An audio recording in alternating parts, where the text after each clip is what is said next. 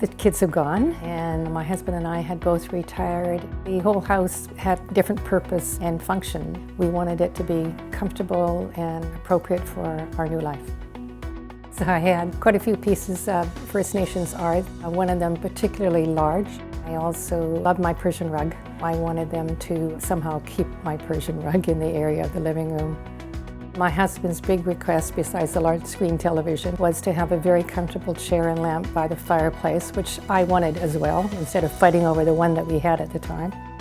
The other thing is that I'm a puzzle monster, my children call me. I like doing puzzles, and I wanted a space where I could do that. Good Space was really accurate at figuring out things that I would enjoy and like. I think one of the biggest things was when they suggested that I clip images of all the things that I liked. Not necessarily those that I thought would fit, but just anything that I thought that I enjoyed, so that they were able to identify my style and my likes and dislikes and work with that. One of the elements of the Good Space plan that really took us by surprise, and we were really happy about it, was the choice of colors in different parts, because they chose colors that I would never have thought of choosing, like the lamps that just were beautiful, and I thought, oh wow, they're gorgeous.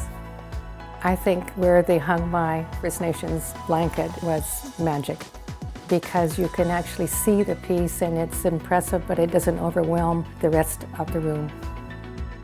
I love my home now. It works for both of us. My husband was very excited and pleased by it all. But the Good Space people really did a wonderful job, and now when I come home, I still love my house, but I love the inside of my house and the way it works just as much.